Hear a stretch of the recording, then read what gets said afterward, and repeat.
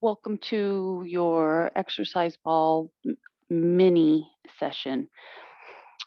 I'm going to get us started the way that we normally use the ball. So bring yourself to your sit. Maybe give your shoulders a little circular rotation here. I want you to feel yourself just start connecting with your body and what you're getting ready to demand of it.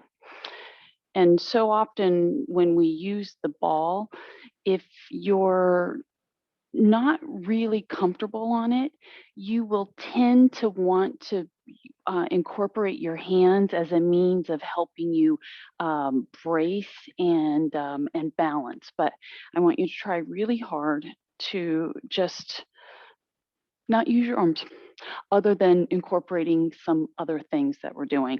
And you'll if you had a mirror, you'd be able to see a lot about what's happening with your legs. But we do want to maintain this tracking where we're not spreading the knees, right? Collapsing them. The weight of the feet is staying really firm into a flat foot position. I mean, so I'll show you a few things, right? So as you bounce, if you are not in full control, what will happen is your legs will actually take on a whole nother movement as well. So I want you to feel like your heels for right now are really rooted. Your trunk is elongated, incorporating the shoulder depression and slight retraction, which will then hopefully help you to identify if your neck is sitting, your chin is sitting a little too far forward. So pull everything back into your imaginary wall, draw your navel into spine center, give yourself a couple of rotations, right? Feel your arms go to their full extension at that elbow, which fires up your triceps. So already a lot is happening. Okay. Now, if you're feeling really comfortable, start letting those heels bob. As the heel bobs and you get more what feels like spring and lift, if it feels natural, then just let the entire foot come off the floor. Meanwhile, making sure that you're really drawing navel to spine, right? The cervical spine retracted. And we're going to do 5 more bounces and 4, 3, 2, last one, and then just start settling down. Ah. All right. If you spread the feet a little bit, you might even need to come just slightly forward, slightly off top center, right?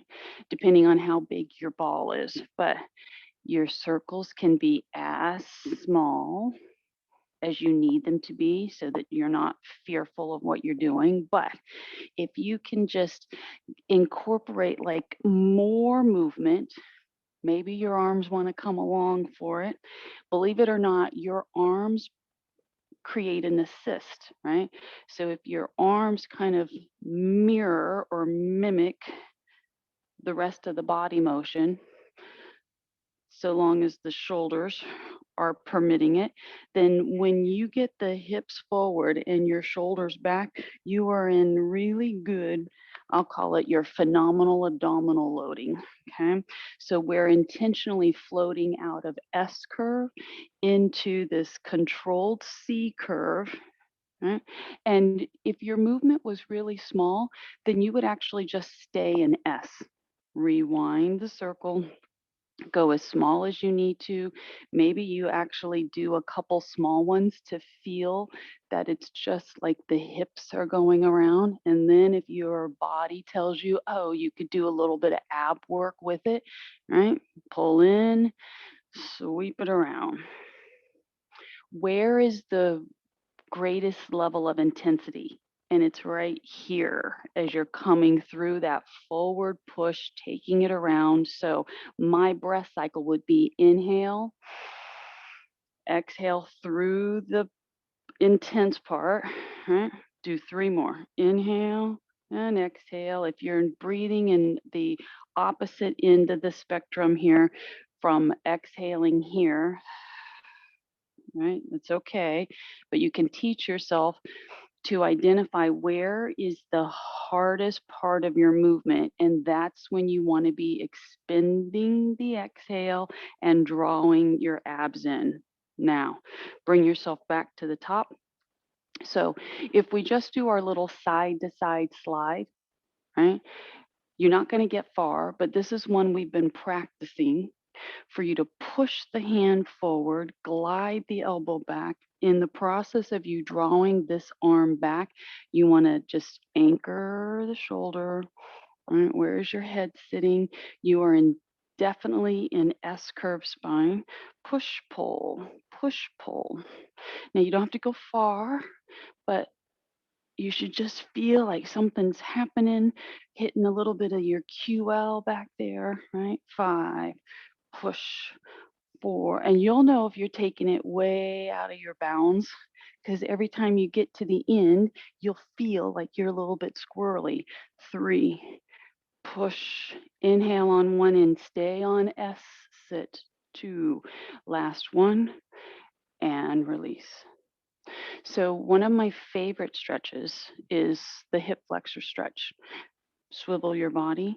Depending on the size of your ball, will determine how far you're able to pull the ball through. I personally don't like to have it all the way through, although it might make you feel like your body line is more square, but don't worry about that. You can offset your hip, all right? So settle down into it, move. Right? If I square up and show you the front line, you'll see that my body is a little bit cockeyed, and I'm not worried about that. All we're trying to do is just let that front hip take a stretch. Take the trailing knee, twist your hips, shoulders, knee towards the ball. Shoulders draw back, zip and tuck. Maybe you can get your head to turn too. This trailing foot is doing quite a job, but just allow your body to press down into the ball. And now release the stretch, swivel around. I'm going to stay squared up for this one. Okay. So if you were pulling the ball all the way through, you just, unless your ball is small enough for you to just settle down into it, it's kind of hard to get this trailing leg to be in the right spot because it runs into the ball. But yet the rest of me looks pretty centered, right? So you have to decide how much support do you need and just be prepared to take a few seconds to kind of go, I feel it or I don't feel it. If you feel it through the trailing leg and you're able to draw your belly in, pull your entire body back, glide the shoulders, do a little bit of internal rotation, and just settle in here. As you turn this trailing leg in towards the ball, you will be able to glide your body, right, more towards your neutral path. Holding for 5. Keep squeezing that derriere. 4, 3, 2, release, and just settle back.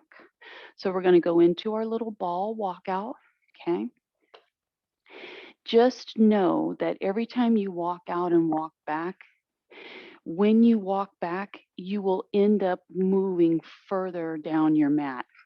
So it might be that it's probably better to start kind of, you know, a little bit beyond middle or middle. Once your feet leave the mat, if you don't have tennis shoes on, then it's going to be hard to get your traction. But start by getting the feet comfortably wide. Go ahead and just take your deep knee bend, as we'll call it. Full body is in support. If your head is flopping back, right, and I'll call that no man's land, just put a hand behind your head so that you don't feel like your neck is doing any extra work. And now, as you come out of this, press back, lean the head back until it finds more support, and then bridge the hips. So, with you doing your bridge, recruit from your middle body and activate your pelvic tilt. Okay. Now, release the hips, sink yourself back down. Maybe your body is a little more willing at this point to go deeper into the bend. Take your spine, start your pelvic tilt, right? It all starts from the derriere. Start zipping up. You'll get to a point where your legs, right, the hamstrings load, squeeze the buns. And right now, because we have our feet wide, the knees are probably wide as well. We are going to do a couple walkouts and walkbacks, and we'll actually reset our footing. So picking up your head, keeping your buns tight, chin to chest, look at your middle section. Will the connection between your abs and your glutes as your pushback, right? Don't be in a rush to get up. Let those muscles do their job. Pull up, sit up, walk it out. You're going to walk it out and walk it back. When you walk it out, don't let the feet go as far as they were for your deep knee bend. Okay, so here we go. Walking, walking, walking. And there's no reason to sink the hips all the way down either. Just walk out to the point where your head is on the ball, zipping and tucking, full squeeze. So with this position, can you walk yourself back, chin to chest, pull it back, pull it back? Know that you're going to end up creeping all the way back to the edge of the mat. Sit up tall, take it out again. So once we get out this time, we're going to go into our marching feet. Brace your body. The great thing is that if you rolled a little bit from side to side, you'd be able to feel like your hands were going to support you in the event you lost your balance. But give your good zip and tuck. If you catch yourself with your eyes looking back, I want you to pick up your head, do a little bit of your cervical spine positioning, and then march your feet. Belly to spine, buns tight. If you cannot get your feet into march mode, then pick up your head, lower the hips, and just start teaching yourself the mechanics, the comfortableness of what has to happen for your parts to be coordinated. But if you can stay with me in your bridge, marching feet, ultimately, where I'd like for you to get yourself to is being able to lift a leg and stop. Now, you can pick that leg up and get it into a nice clean 90. And then maybe you're like teeter tottering, right? The floor is right there. The higher you lift your leg, the harder the support leg is working, right? So settle it down, lower the hips, pick the head up, reset yourself, bridge. Remember which leg you just had as your worker. Do 5 marches, and then you're going to switch so that the other leg gets its shot. And now, figure it out, set it up, zip and tuck. Don't let the hips drop down unnecessarily. Maybe you're only able to just get the foot from the floor. You can't lift the leg high, but holding for 5, 4, what's required of you? 3, 2, touchdown, head up, walk yourself back. Nice. All right. One more move. This is going to be our ball walkout. So we have the foot walkout. This is actually called the wheelbarrow walkout. And just see how your wrists do, okay? I'm also going to incorporate, actually, we're going to do 2 more things, okay? So we're going to walk out and taking yourself to a position where your ball is essentially supporting you from your hips to your knees. right?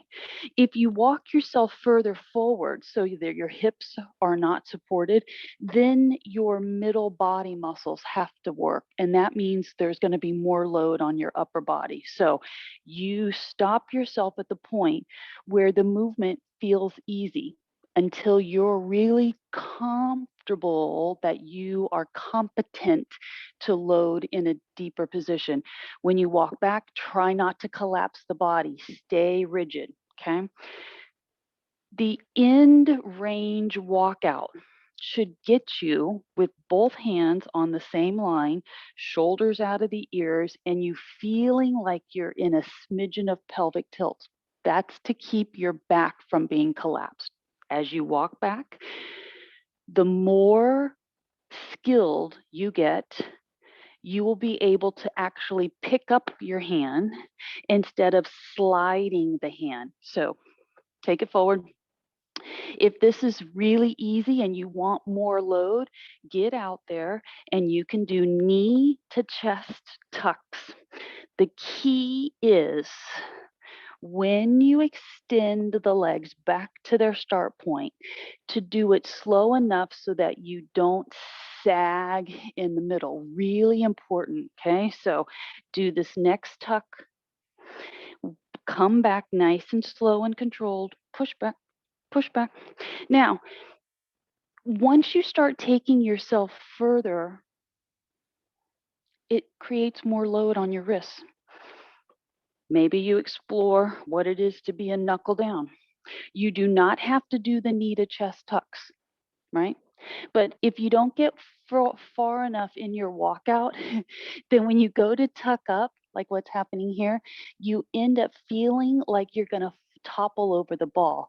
Now, I can control my movement enough to still get really good activation, but that's part of your equation is if you feel like you're going to be doing a little somersault over the ball, then you haven't walked far enough forward. So because I love ball training, I mean, the exercises can just keep kicking off, which is where we're going to go now. And this really will be our last one, I promise. Okay. So this is something that we've done over the chair. We do it on hands and knee. It's called bird dog. All right. So get your legs straight. You want to peel your chest a little bit away from the floor. The arms are comfortably wide and they're in enough of a support position so you feel like your body is braced. And if you'll just start by giving me your alternating leg raise, I want you to start easy. You're in pelvic tilt so that you can identify the feeling of pulling your shoulders out of your ears. Okay. So now shoulders are out. See, my leg isn't really high because I don't want my chest to be pressing to the floor. It's just long. All right. So now extend the leg, get the chest slightly lifted, shoulders pulled back. Can you take the opposite arm forward to your extended leg? The leg that remains on the floor, make that one nice and straight too. Switch sides, start with the leg, get it up, lengthen it, squeeze the bun, extend at the knee. Now, with your thumb up, reach the arm, take your other arm, get it out of the ear, and then become less reliant on that arm. And that will give you a very good sense of these muscles in your back working. Touch down, do one more each side. Lift the leg, straighten from the knee. You're in flexed foot. Squeeze the bun, opposite arm. The hand that's still on the floor, take some of the weight out of it so that you feel your body really working. Full reach, push from the heel, reach with the fingers and down. Last one, lift the leg, extend it, press from the heel, slightly turn the toe or the foot in, squeeze the buns. This down arm, if you're really loaded on it, then you're missing out on some of the work. Okay, so let the ball create the challenge. Maybe you don't need your hand at all and you can pull it back by your hip, right? This is another way to do this movement is to have your arms floating in opposite ends of the stretch, right? And then when you get that hand off the floor, your muscles immediately will tell you where the weak link is, what's not happening in order for you to stabilize. Squeeze and release. Settle down. Now, just like that, 20 minutes. So I hope that you will find this a very good reference for you. And maybe you just do 5 to 7 minutes. You don't feel like you always need to do the 20, but save the video and you can just keep coming back to it. Have a great day. Thank you.